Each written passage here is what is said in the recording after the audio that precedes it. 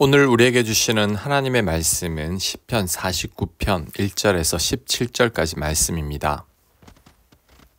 1절 뭇 백성들아 이를 들으라. 세상의 거민들아 모두 귀를 기울이라. 귀천 빈부를 막론하고 다 들을지어다. 내 입은 지혜를 말하겠고 내 마음은 명철을 작은 소리로 읊조리리로다. 내가 비유에 내 귀를 기울이고 수금으로 나의 오묘한 말을 풀리로다. 아멘. 시편 49편의 저자는 지혜와 명철을 말하겠다고 합니다. 시편 49편의 저자가 누구인지는 구체적으로 명시되어 있지 않지만 성경을 보면 고라 자손의 시라고 알려져 있습니다. 그렇다면 고라 자손들은 어떤 일을 할까요? 이들은 누구일까요? 이들은 레위인으로 성전에서 노래하는 일을 담당한 사람들의 집단입니다. 그렇다면 고라 자손인 저자가 이 시를 통해 말하려고 하는 지혜와 명철이 무엇일까요? 5절입니다. 죄악이 나를 따라다니며 나를 애워싸는 환난의 날을 내가 어찌 두려워하랴. 시편 저자는 죄악과 환난의 날을 두려워하지 않는다고 합니다. 다른 번역 성경을 보면 악인들이 나를 괴롭혀도 두려워하지 않는다고 번역하고 있습니다. 그렇다면 왜 두려워하지 않는다는 걸까요? 이어지는 내용에서 그 답이 나옵니다. 6절 자기의 재물을 의지하고 부유함을 자랑하는 자는 아무도 자기 형제를 구원하지 못하며 그를 위한 속전을 하나님께 바치지도 못할 것은 그들의 생명을 속량하는 값이 너무 엄청나서 영원히 마련하지 못할 것임이니라. 그가 영원히 살아서 죽음을 보지 않을 것인가? 그러나 그는 지혜 있는 자도 죽고 어리석고 무지한 자도 함께 망하며 그들의 재물은 남에게 남겨두고 떠나는 것을 보게 되리로다. 아멘. 시편 저자는 재물이 많고 부유함을 자랑하는 자들의 한계에 대해서 말하고 있습니다. 아무리 돈이 많아도 생명을 살 수는 없고 아무리 돈이 많아도 죽음을 피할 수는 없죠. 그리고 죽을 때 그 돈을 한 푼도 가져가지 못한다고 합니다. 그런데 왜 재물을 자랑하고 의지하느냐고 책망하고 있습니다. 자랑하고 의지하는 돈이 덧없다는 것을 설명하고 있는 거죠. 계속해서 같은 내용입니다. 11절 그러나 그들의 속생각에 그들의 집은 영원히 있고 그들의 거처는 대대에 이르리라 하여 그들의 토지를 자기 이름으로 부르도다. 사람은 존귀하나 장구하지 못하며 멸망하는 짐승 같도다. 무지한 부자들이 자신들의 집이 영원히 있고 그들의 땅이 대대에 있을 것이라면서 자기 자신의 명의로 된 토지를 자랑한다고 말합니다. 하지만 그 사람도 죽습니다. 그렇다면 짐승과 다를 바가 없다는 거죠. 다 죽기 때문이죠.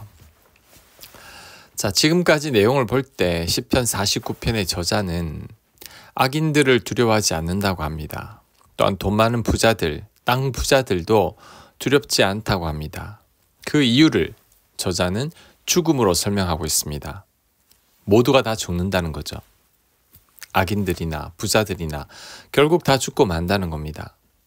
아무리 강하고 이 땅에서 큰 영화를 누린다고 해도 결국 다 죽는다는 거죠. 죽음 앞에서는 아무것도 아니라는 것입니다. 사실 죽음 앞에서는 모든 게 다 헛됩니다.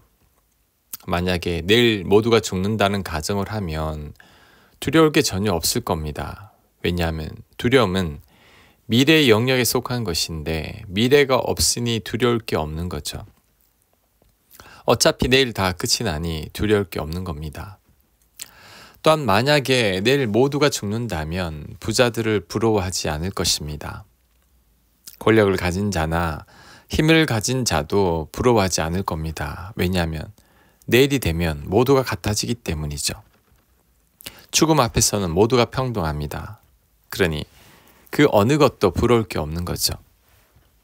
자, 그렇게 따진다면 삶이 너무 허무한 것 같습니다. 죽음으로 모든 게 끝이 난다면 이 땅의 삶이 너무 헛된 것 같습니다. 이럴 경우에는 어떻게 해야 될까요? 자, 이에 대해 시편 저자는 다음과 같이 말합니다. 자, 15절입니다. 하나님은 나를 영접하시리니 이러므로 내 영혼을 음부의 권세에서 구속하리로다. 셀라. 사람이 치부하여 그 집 영광이 더할 때에 너는 두려워 말지어다. 저가 죽음에 가져가는 것이 없고 그 영광이 저를 따라 내려가지 못함이로다. 아멘.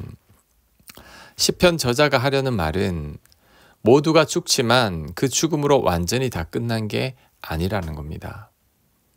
하나님께서 자신의 영혼을 받아주신다고 합니다. 그때 하나님께서 영광으로 채워주신다고 합니다. 하지만 악인들은 자신들의 모든 영화가 다 끝이 난다고 합니다.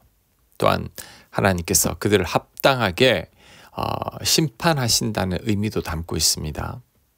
그러니 시편 저자는 두려울 게 전혀 없죠. 악인들도 두렵지 않고 부자들도 부러울 게 전혀 없습니다. 하나님 앞에 섰을 때 모든 게 다 드러나기 때문이죠. 솔로몬의 전도서 말씀과 비슷합니다.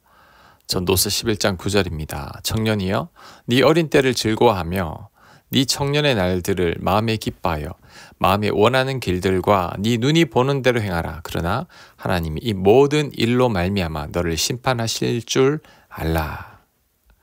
우리 마음에 원하는 대로 살되 하나님께서 이 모든 일로 심판하신다는 것을 알라고 합니다.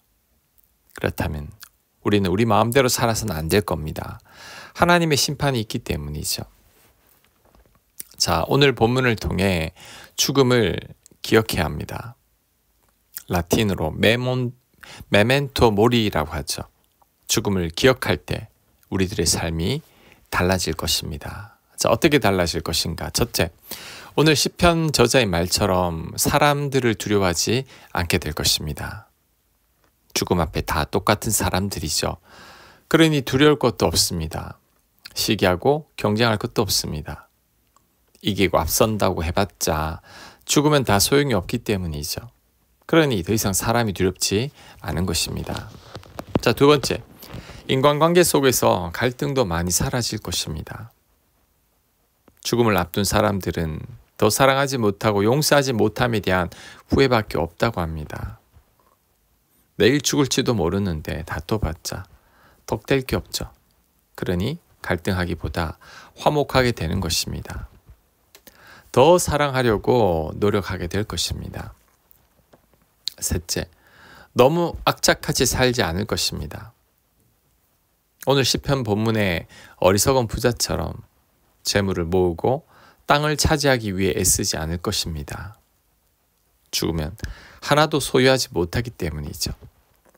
그래서 죽음을 기억할 때 소유에 대한 집착도 버리게 됩니다. 이 땅에서의 삶에 연연하지 않게 되는 거죠. 그리고 이제는 나누고 베푸는 사람이 될 것입니다. 하나님을 기억하기 때문이죠. 자, 네 번째, 삶을 소중하게 여기게 될 겁니다.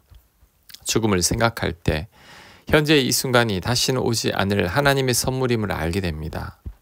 죽음을 생각할 때 과거에 대한 후회나 미래에 대한 염려로 오늘을 잃어버리지 않을 것입니다. 지금 이 순간을 소중히 여기며 감사하고 기쁘게 살아가게 될 것입니다. 다섯째, 자꾸만 하나님을 생각하게 될 겁니다. 죽음은 곧 하나님과의 만남의 시작이죠. 죽음의 관문을 지나면 하나님 앞에 서게 될 것이고 하나님의 공정한 심판을 받게 될 것입니다. 그것을 기억한다면 이 땅에서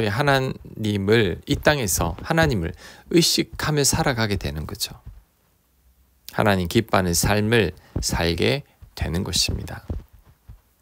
우리는 죽음을 먼 미래의 일로만 생각해서는 안 됩니다. 내일 어떻게 될지 모르는 게 우리들의 인생이죠. 그러니 죽음을 기억하며 살아야 합니다. 그럴 때 이 땅의 삶도 보람되고 후회하지 않는 삶을 살게 될 것입니다. 더불어 하나님 앞에 섰을 때 부끄럽지 않고 당당한 삶을 살게 될 것입니다. 아멘. 묵상과 적용 질문입니다. 내일 내가 죽는다고 생각하면 가장 후회되는 것이 무엇입니까? 누구에게 제일 미안한 마음이 듭니까? 후회하지 않기 위해서 지금 내가 할 수 있는 것을 어떻게 행하면 좋을지 묵상해 보시기 바랍니다. 기도합니다. 하나님, 죽음을 기억하게 하옵소서. 죽음을 기억함으로 후회하는 인생, 헛된 인생 살지 않게 하옵소서. 죽음을 통해 하나님을 바라보며 살게 하여 주옵소서. 예수님 이름으로 기도합니다. 아멘.